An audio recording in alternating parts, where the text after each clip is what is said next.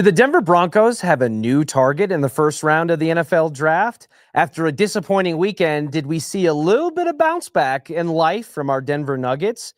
Gabe Landeskog made a sighting out on the ice for the Colorado Avalanche in practice. And yes, we will have another guest to help us continue our Mile High Milestones countdown, celebrating 30 years of Denver Sports 104.3 The Fan. But we begin in the NFL, where Mel Kiper, who's been a draft analyst and expert for ESPN for years and years, has continued to put out his series of mock drafts ahead of this April. And he has the Denver Broncos heading in a direction that I don't think we've seen much of thus far in the first round. He has the Denver Broncos selecting wide receiver Teteroa McMillan out of Arizona at the 20th overall pick in the NFL draft. Prior to this, it was the likes of Colston Loveland, who was heavily mocked to the Denver Broncos. Before that, it was Ashton Genty, maybe even a little bit of Tyler Warren before Tyler Warren's stock kind of rose through the roof as this draft process, pre-draft process, has kind of unfolded. So the Broncos taking a wide receiver in the first round, not something we've seen a ton of from the rest of the draft pundits and mocksters around the league. But Mel Kiper, who takes his mock drafts pretty seriously, Mel Kiper's mocks, when they get released by ESPN, it is kind of stop and read kind of news. So I don't think this is just a fly-by-night prediction. I think there's intel and speculation combined to go into this theory. And I'm not 100% sure how I feel about it. Obviously, especially with the additions they made in free agency in the NFL in NFL free agency on the defensive side of the ball, the NFL draft seems to hint at maybe they'll focus offense early since they paid defense during free agency. So I'm not opposed to drafting offense. I've even gone on record and say I'm okay maybe if they draft defensive tackle in the first round because of the talent and the depth that exists at that position. But Mel Kiper did acknowledge that depending on how the board falls, it may not be the direction that they go as it relates to Teteroa McMillan. He said that if an Ashton Genty and Omarion Hampton, another guy we've talked about on this show in the last week or so, fall to number 20 or within striking distance, the Broncos could go that way. But in Mel's specific mock, it did not. But when it comes to Teteroa McMillan, Mel Kiper defended the pick by saying instead of going defense, the Broncos can focus on another hole in the offense around quarterback Bo Nix at wide receiver. McMillan would give Nix a sure-handed jump ball artist who uses his great body control and physicality to make tough catches. Kiper went on to say he broke 1,300 receiving yards in each of the past two seasons, and pairing him with Cortland Sutton and new tight end Evan Ingram would give opponents some game planning nightmares. That I agree with. Teteroa McMillan from a speed standpoint, from a route running standpoint, and with a highly profiled catching ability, I think is somebody that would slot in to the Denver Broncos pretty well, considering that their number one wide receiver in Cortland Sutton, with a handful of other teams around the league, and you can argue as to how many it would be, is probably closer to a number two wide receiver by NFL standards. So when you're a team that's got a number two level wide receiver playing wide receiver one, I'm not against drafting early and implementing with an impact player at that position early in the draft. The question is that the best player available for the other needs that they have? I, like Mel Kiper, think that if there's a talented running back like Ashton Genty, like Omarion Hampton there in the first round, that's where I would probably go with it. So I agree with Mel on that point. And if it's not there, yes, Teteroa McMillan, a wide receiver, would be an option. But, man, it makes me nervous. I mean, we saw the Broncos invest the 15th overall pick in Jerry Jeudy, and that didn't work out very well. And Jerry Jeudy, let's not forget, was touted as the highest graded receiver in what was then considered the greatest wide receiver class of all time, with Henry Ruggs and Justin Jefferson and Jerry Jeudy, and go down the list of receivers. He, at that time, was considered the best of that bunch, and it didn't really amount to much for the Broncos. Not to say that Teteroa McMillan would be Jerry Jeudy, but I do think that wide receiver is a risky position sometimes to take in the first round because you're thinking and you're hoping that you're getting Justin Jefferson, but you could also end up with a Henry Ruggs or a Jerry Jeudy, and that's high-value draft capital to risk in that scenario. So I'm not a big fan of the sit on your thumbs and hope that the youth movement and the growth of a guy like Marvin Mims, Devon Vele, Troy Franklin, etc., to take a massive leap and to be a wide receiver one at the NFL level. I'm not the biggest fan of just sitting and waiting on that strategy because I don't think that hope is necessarily a good strategy. But I'm on the fence about Tetairoa McMillan in the first round. I do think that there's other positions, defensive tackle, running back, and things of that nature that would be better suited in that round. But if the board falls that way, sometimes you got to play the hand you're dealt. And you have to hope that defensive tackle, running back, and other positions of need that you're going to want to address, that the depth in this draft class at those two positions specifically can allow you to get an impact or a quality player outside the first round. So we will see as the pendulum continues to swing and how the momentum shifts player to player, round to round, and team to team as April in the NFL draft draws a little bit closer now that we're just over a month or so away. The Denver Nuggets, as it turns out, after a slog of a weekend where they barely beat the backup Lakers and they lost to the worst team in the National Basketball Association in the Washington Wizards, completing a season sweep by the worst team in the NBA for our Denver Nuggets, they had a bounce back game. And it was a bounce back game that I don't think any of us saw coming, because I'm sure I, like many of you, were waiting in the pregame and we were trying to see who was going to be there. We know the Nuggets have been dealing with injuries. Aaron Gordon has been not playing back-to-backs. He's struggled with lower body and calf injuries for most of the season. It's kept him out. Made a brief appearance and then wasn't there against Washington.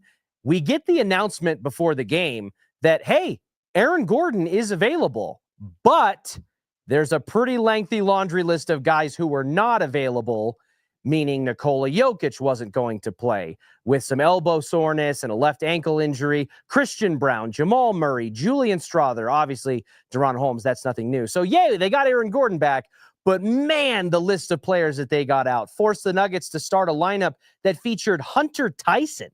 That's not a name I think normally here in Denver we want to see floating into the starting lineup. No disrespect or offense meant toward Hunter Tyson. And yet, They trotted that lineup out against a red-hot Warriors team who's been on fire since since the All-Star break after acquiring Jimmy Butler. Didn't matter. They beat him 115-104. And Aaron Gordon, Mr. Nugget, Aaron Gordon, my personal favorite Denver Nugget on the roster, paced the way with a career high in Denver, 38 points, made 4 3-pointers, was perfect from the three-point line. He almost single-handedly carried the backup Nuggets to victory. And I think that's a really encouraging sign for AG, who, when healthy, we've seen the impact that he can make on a title-contending team. And even in the years since then, it's just been, can he stay healthy through the slog of an 82-game season? Russell Westbrook also was a decent contributor on the box score, but that kind of comes with a little bit of a blessing and a curse. There's a part of me that, while it's great to see Russ producing numbers, also knows that Russell Westbrook is not going to be the second leading scorer or one of the best players on a title contending team. He was brought in to be the sixth man and lead the bench unit. So while the options were limited in terms of who could contribute because of all the starters that were listed out, the Russell Westbrook experience lends itself to be a little bit of positive and a little bit of negative that you just have to kind of mix together into the cocktail and hope that it tastes good over the course of this postseason. But man, it was really encouraging for me to see Aaron Gordon, and I gave the Nuggets a lot of flack, and I think just deservedly so. And I still believe one game against the Warriors is not going to deter my opinion that I shared yesterday that says that I just don't know if this team has it, whether it's the championship medal maybe that has faded since the year they won the cup, whether they're still hungry like they were in 2022, 2023 to win the cup, or whether it's the fact that they've just become more apathetic, or at least the same level of disinterest as it relates to playing defense. The difference is they were able to find a way to not play as good a defense in spurts the year they won the title because they were one of the best offensive teams in the NBA. They're still not a bad offensive team when Jokic is clicking and when the shooters around him are performing at the level that is in line with expectation. But they're not the team they were back then, and defensively, they have not shored up or improved enough to be able to compensate for that dip offensively. So I still have my doubts, and I still have my questions, but man, if you're telling me that a team that the Nuggets could very well play in the first round in the Golden State Warriors. If not them, then probably the Minnesota Timberwolves, who we can have a lengthy debate about who we'd rather see in those two first round matchups between those two teams. It was an encouraging sign. It was a positive sign. I'm not going to put the cart in front of the horse and jump to conclusions that, hey, the Nuggets bounce back. They're back. They do need a moment, though. They need a catalyst and they need a spark. If they are going to make a legitimate postseason Western Conference Finals or NBA Finals run, they have to have a galvanizing moment that flips a switch the way they did during the title run year when they were struggling kind of leading into it. They buckled down. They came together as a team, and they never looked back. They dominated that postseason run. So if this Warriors game can be something close to that, or at least start the ball rolling in that direction, I think the Denver Nuggets will be better for it. All right, it is time for the latest rendition of our Mile High Milestones countdown, presented by your local Ford dealers, counting down 30 of the biggest storylines in Colorado sports over the last 30 years in celebration of the 30th anniversary or 30th birthday of Denver Sports 104.3 The Fan. We have cracked the top 20.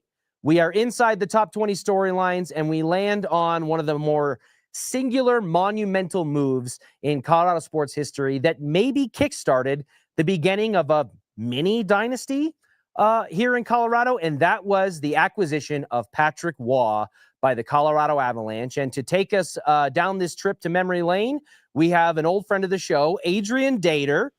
Adrian, it's so good to talk to you, my man. You have been around this team and covered this team as closely as anybody really over the last, 2 decades or so. And so I want to start with you by asking, for those who, may not remember or maybe weren't as familiar because everything was so new at the time, when the Avalanche made the move, when professional hockey came back to Colorado, it wasn't as though they were inheriting, a true expansion team or, a lemon by any regards. That team that came over here was loaded with talent. Sakic, Forsberg, Adam Foote, and the like. And they got off to a good start. So were you surprised that Pierre Lacroix maybe made a move after a 15-4 start to the season, made this drastic of a move to bring in a Hall of Famer like Patrick Waugh was trending to be at that time? Well, no, I wasn't surprised in the sense that 4 days before the trade, there was a famous blow up with Patrick on the Montreal Canadiens bench, and they said they were going to trade him. So immediately when that happened, it was December 2nd that they lost 11. The Canadiens lost 11-1 on home ice, and Patrick Waugh was kept in the game for 9 goals. Yeah. He was not happy about that. He stormed to the bench and said to President Ronald Corey of the Canadiens, sitting right behind the bench, and back in those days, the glass was low that you could actually talk to the person right over the glass. He said, I've played my last game in Montreal. And sure enough, he did. I think once he was on the market, I thought that Pierre would find a way. And basically for the next 4 days, I was just on the Patrick Waugh watch. I remember they played the night before against San Jose. The Avalanche beat them like 11-3 or something. And I remember my lead to this story was, well, they wouldn't have needed Patrick Waugh tonight, but we all sensed that something might be coming. And sure enough, I think it was at 6 a.m. the next morning, I got a call from the Avalanche PR guy saying, we have acquired Patrick Waugh. You will hear more about this soon. There was no internet right then, so we couldn't even put it online. But so to answer your question, though, not when Patrick was available was I surprised, because Pierre Lacroix was his former agent. He knew that maybe the team's one weakness would be in goal. They had 2 young goalies at the time.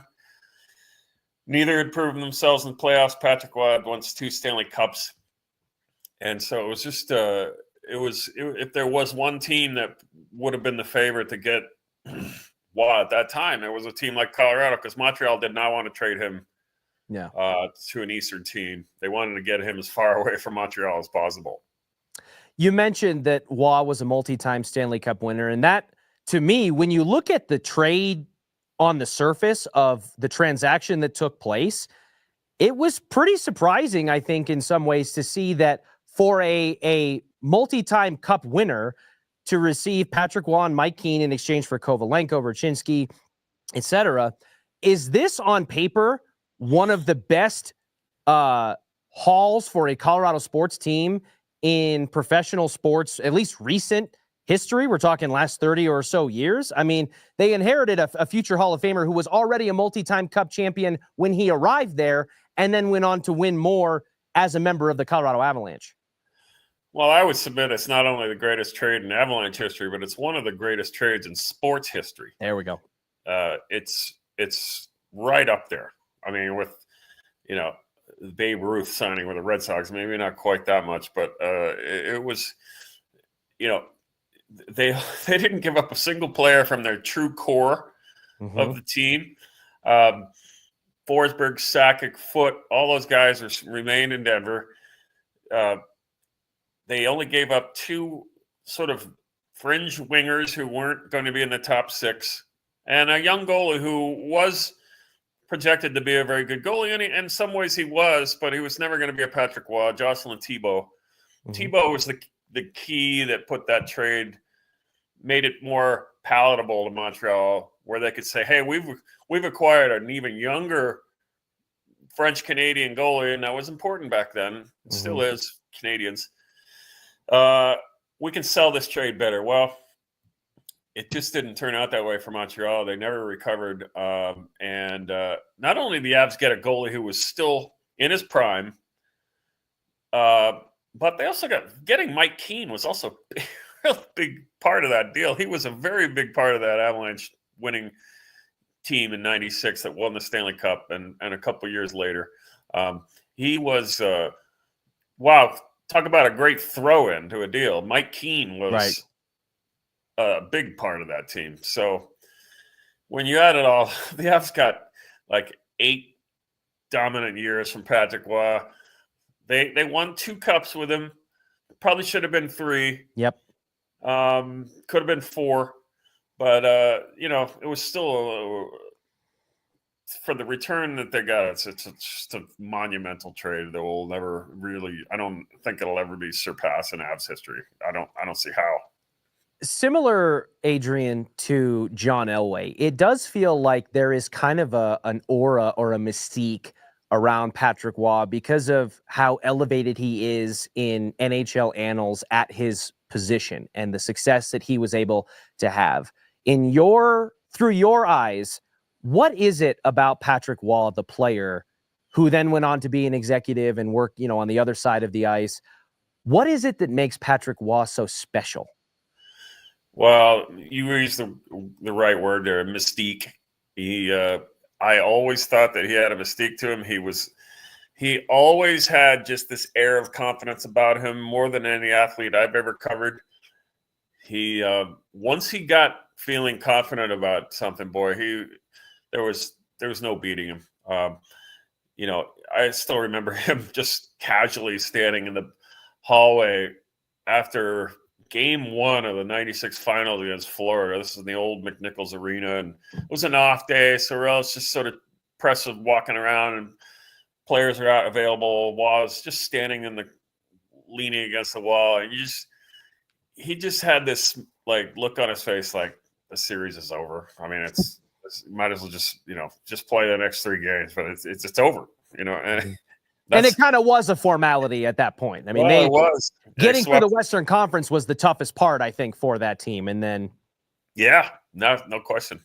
But he had to make 63 saves in a triple overtime game to win it in Florida. But one of the all-time unbelievable goaltending performances ever. But he was just so confident. He was, the word is arrogant, cocky too. I mean, but he earned it. He backed it up. He was.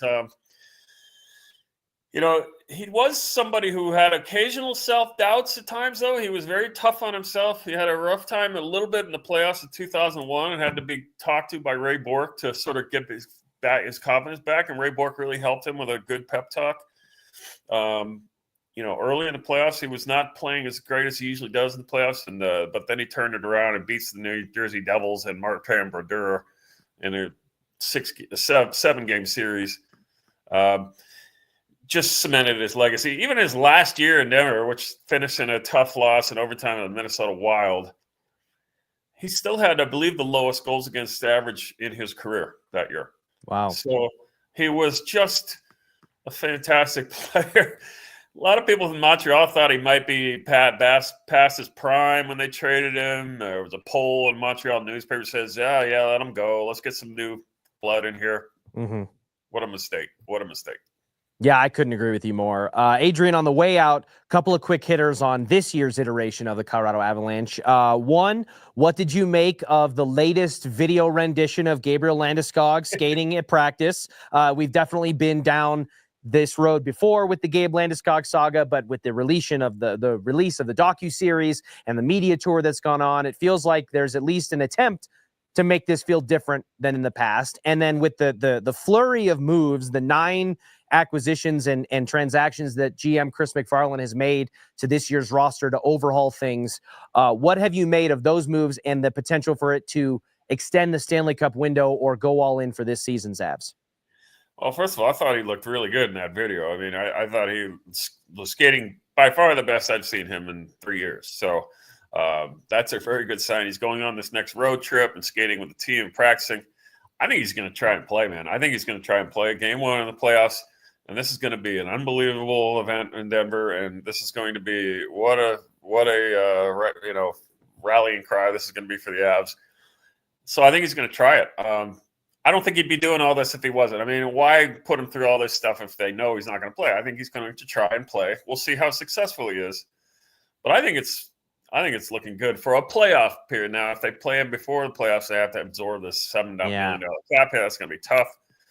Yeah, they may be bending those rules a little bit, but like pulling a Las Vegas when they used to be beat when they kept Mark Stone out for the whole year and then played him in the playoffs all the time. Yeah. Hey, if it's in the rules, so be it. I don't think the Avs have ever been a dishonest team like that. But hey, if that's the way it is, let them get away with it this time. McFarland, I was a skeptic about the Mackenzie Blackwood trade. I thought, well, here's kind of a journeyman goalie. He's okay, but he's never really won anything. All right. Well, turns out he's been a gem in the rough, diamond in the rough the whole time. He's a really good goalie. And Scott Wedgwood, too, has been a really nice addition, too, as a backup. I mean, I'm not sure he's even much worse than Blackwood. Correct. So really smart moves on the goaltending. Got to give McFarland credit for that. I plead guilty to being a bit of a skeptic on that working, but it has worked. And now they've signed Blackwood long-term.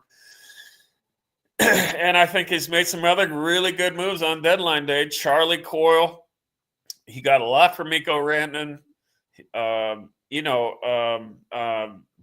I like this team right now. I really like this team. I think it's deep. I mean, Brock Nelson is a second-line center. Mm-hmm. He hasn't scored much yet, but he's a good player. You can tell he's going to be a good playoff type of guy. I would put the Avs probably the team to beat now in the Western Conference to get to the finals. I know they're probably not going to beat out the Winnipeg Jets, and they're going to have to go probably into Winnipeg and beat them on the road. Mm-hmm. But hey, they did that last year too. So that's true. With a lesser team, let's hope everybody stays healthy. Let's hope there's no shenanigans and drama in the playoffs like we've had with Nichushkin and stuff. So if they stay healthy, I think they're the favorite. I love it. I love it. Adrian, thank you so much for taking some time to chat with us. Always appreciate your insight. We'll keep an eye on everything you've got coming out on social media, covering the Avs as closely as you have, as I mentioned, for the last couple of decades now. And I think I may have some inside information that there's a couple more milestones down the road here in this countdown that we may get to check in with you again. So until then, have a great rest of your day, and thanks again for joining us. Okay, thanks for having me. Appreciate it. Yep, no problem. I do want to, while we close out the show here, I wanted to try to save a couple of minutes to get to your comments because I've been seeing them flood in. So feel free, throw them into our chat, and we can kind of get it going here. Let's go ahead and start with, I don't know, Trey, throw up whatever one you want. Draft both. Okay, the Broncos draft both Henderson and Judkins. Okay, listen, I think the draft process is going to be, if you're referring to Travion Henderson there, the Ohio State running back, big fan of that. I watched him play. I'm a Big Ten guy myself. I've watched a lot of Travion Henderson. I think that he is somebody that is capable as a pass blocker, but also has enough size and speed to be able to make moves in space and enough physicality to be able to handle things between the tackles. So I'm all in on that. And wherever they go from there, Judkins or the like, they just need to add a playmaker at that position, maybe even two, because it is one of the few remaining cogs, I think, left for the Broncos on offense to really start to get things clicking with Bo Nix. What else we got? Teteroa McMillan and Matthew Golden are the only wide receivers I'm okay with getting in the first. Yeah, there's not a ton. I don't think there's more than two running backs that are going to go in the first round. I think it's really Ashton Genty and Omarion Hampton out of North Carolina. I don't expect there to be many more running backs unless a team really just reaches and jumps or there's some kind of seismic shift in the board. I don't know that there's a ton of wide receivers that will go in the first round. I can see maybe, I don't know, 2, 3. I haven't looked at the full board, and all the teams' needs in a while. But yeah, I would say that Teteroa McMillan is most of the list of wide receivers at 20 that I think that I would be comfortable with taking, as Mel Kiper did suggest. Mel, thank you so much. I appreciate you hanging out with us. I love sitting here doing it. I love talking with you guys, and it's just exciting. I'm excited that there's a lot going on with our Colorado sports teams, and that's fun. There's a lot of other cities and towns that we could live in that don't have a team with a rookie quarterback who just made a wild card run and broke a streak of losing seasons that lasted basically a decade. And helped revitalize or start to a very proud football franchise. We've got an NBA team that's still, fingers crossed, that we hope in a NBA Finals championship contending window, and a cup contender in the Avalanche, who are overhauling their roster to try to make this window with Nathan McKinnon and Cale Makar and the like, Val Nichushkin, stay a little longer. We're the home to a Heisman Trophy winner, the most recent one in Travis Hunter, the MVP in the NBA, Nikola Jokic, the Hart Trophy winner with McKinnon. It's just, I love I would rather talk sports in this city than almost any city in the country. So Mel, I appreciate you rocking with us, and I can't wait for you to interact with us here going forward. Emeka Ibuka, please, Emeka Ibuka, can we please get a running back in the second round or third? Hey, Emeka Ibuka, another wide receiver from Ohio State that I'm, familiar with. I like him. I've heard Joel Klatt mention him very positively, and some of the, Joel does a lot of Big Ten stuff with Fox, and so he's been able to see a lot of Ibuka. And again, another guy, I think that when the need is a wide receiver 1, but you currently have a wide receiver 2 who's kind of masquerading as that wide receiver 1, I think that actually is an advantageous position for a team that needs an impact wide receiver to be in. They didn't go out and overspend on one in free agency. They turned down the likes of Cooper Kupp, who it just seemed like from a media or a narrative standpoint was on a collision course to end up in Denver. They didn't go that route, and justifiably so, because the price tag was a lot higher than I would have wanted them to pay at 3 years, $45 million. But this wide receiver, whoever they choose to bring in, whether it's early in the first round or in the middle rounds there somewhere, is not going to have to come in and be the focal point of an offense right away, the way that we saw, DK Metcalf or Marvin Harrison Jr.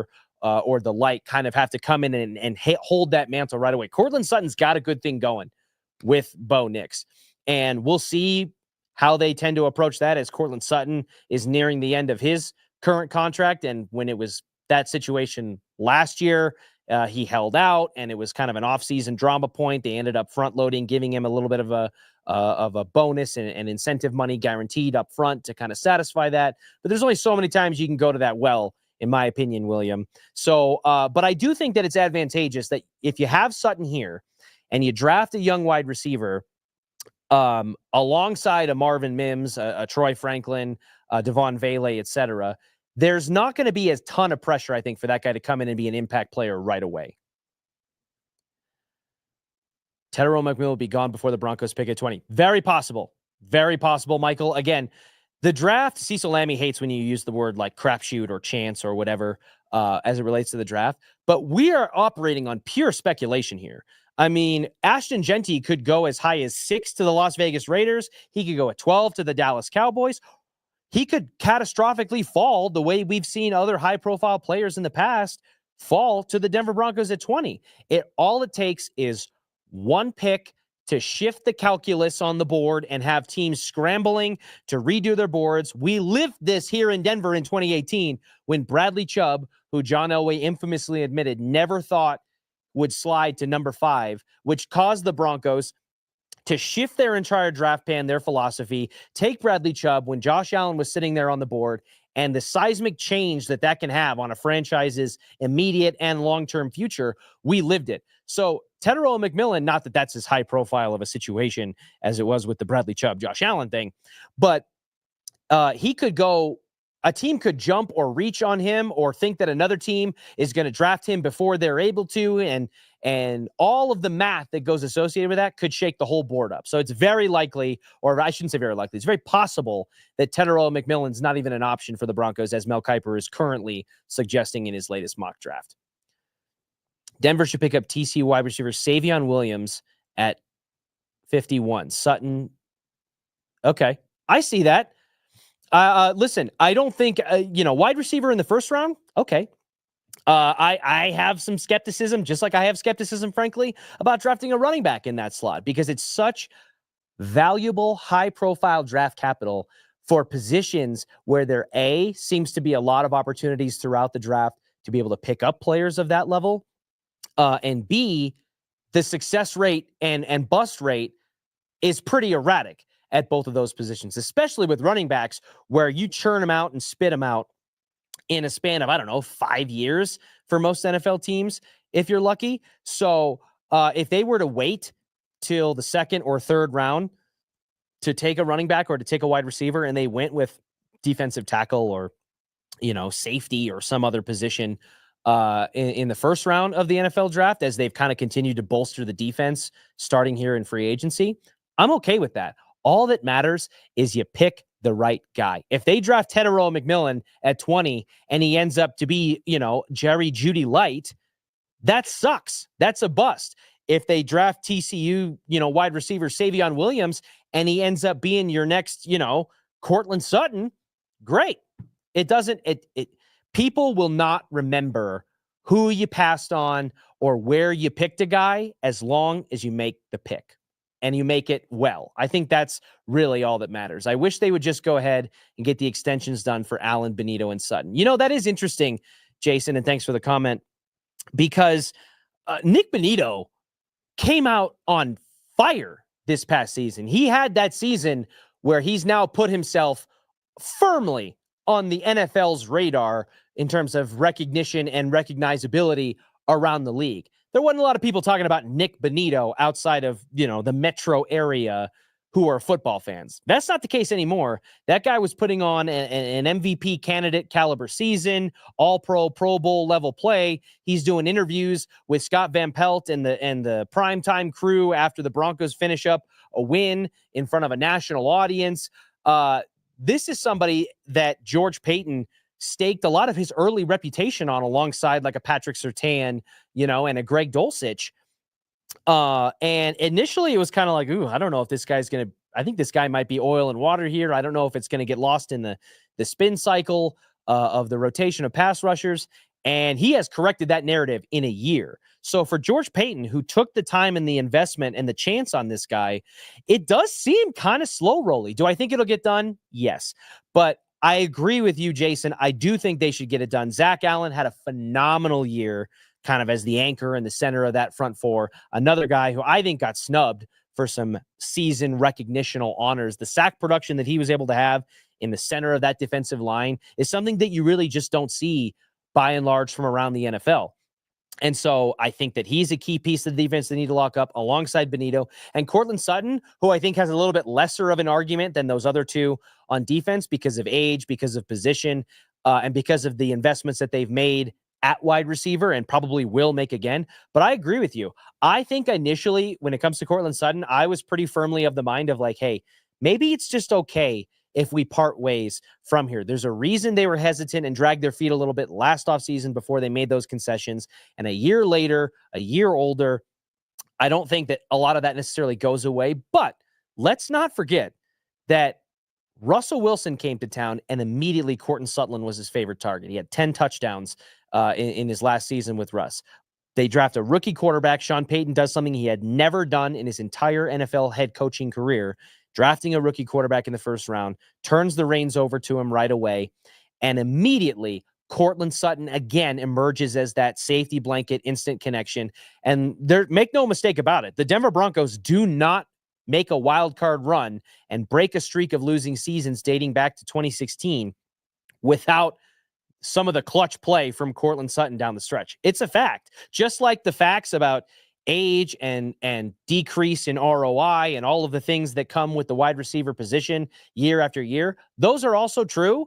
The other side of it is true too. So while I don't think Sutton has the same exact urgency and gravitas of the Allen and Benito in terms of needs for extensions to get done, I am warming up to the fact that, hey, you got kind of a good thing going here between Bo Nix and Sutton. I want to do as little as possible to encourage a step back in that department. And if that means overpaying a little bit to maybe get another year or two out of Courtland Sutton while we wait for the guys that we've invested in, we being the Broncos, in Marvin Mims, Devon Vele, Troy Franklin, whoever, they potentially bring in this year's draft. If overpaying for a couple of years to bring Courtland Sutton or keep Courtland Sutton here in town helps kind of smooth that transition without a drop-off, sign me up for it. Let's see. Is there anything left here, Trey? No. I appreciate all of you for joining us. Thanks for chiming in like you have each and every day, each and every weekday here at noon on the Rundown. On the way out, because I've almost forgot about this the other day, and I don't want to forget about it this time. It's tourney season. Games get going on Thursday. Basketball is here. We've got some first-round games here in Denver. We're going to see the University of Michigan and a handful of other teams come to town. You're going to fill out a bracket. I know it. You know it. So if you're going to do it, why not do it with us and give yourself a chance to win $5,000? It's our DenverSports 5K Bracket Challenge. Head to DenverSports.com/bracket. Just sign up, quick email, quick password, make your picks. Registration closes before the start of the first games on Thursday. And who knows, maybe you'll be the one. There aren't many, but it could be you who picks the perfect bracket, or at least picks a perfect enough bracket to separate themselves from the pack and bring home 5,000 cold ones. Thank you all so much for joining me. I will catch you all at the same place and the same time tomorrow. I do what I love what I do. Second nature to put in the work.